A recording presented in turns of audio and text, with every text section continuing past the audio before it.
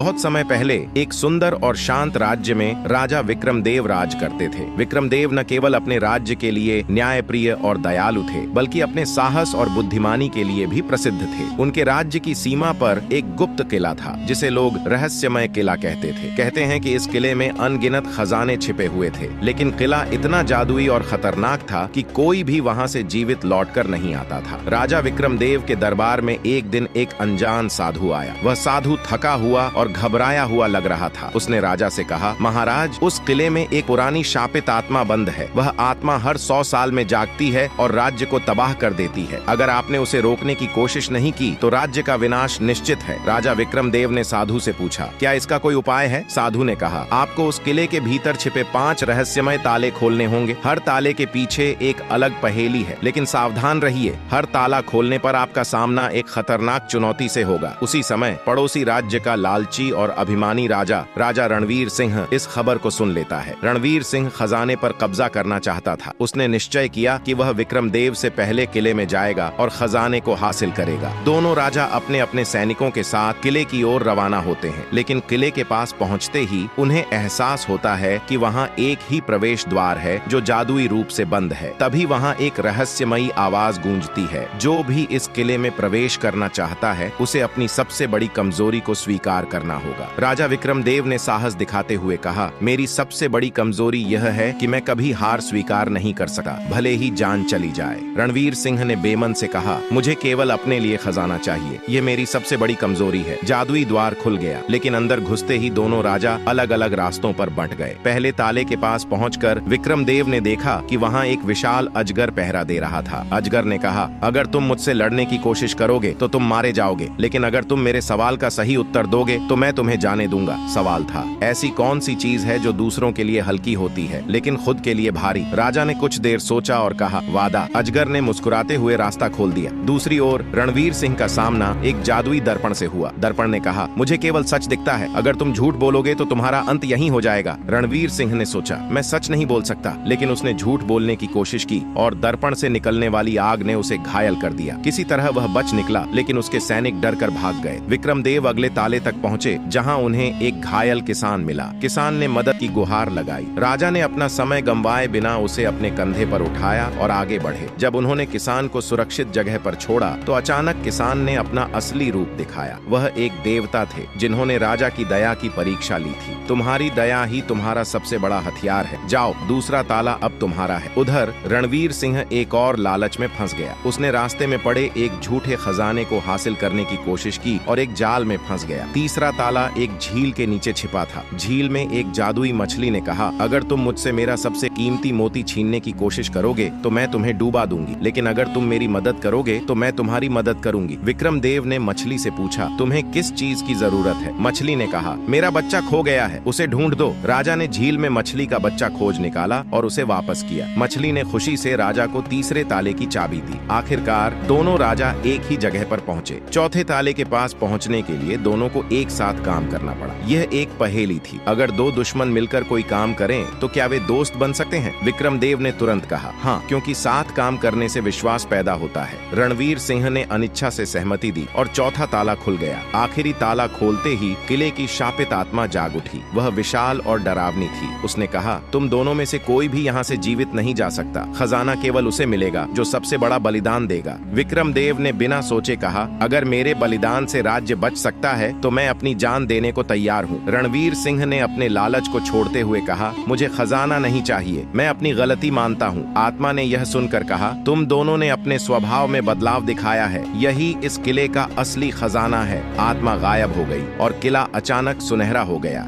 राजा विक्रमदेव को न केवल खजाना मिला, बल्कि रणवीर सिंह ने भी उनसे मित्रता कर ली। दोनों राज्यों में शांति और समृद्धि आ गई। अगर वीडियो पसंद आया हो तो लाइक और चैनल को सब्सक्राइब जरूर करें।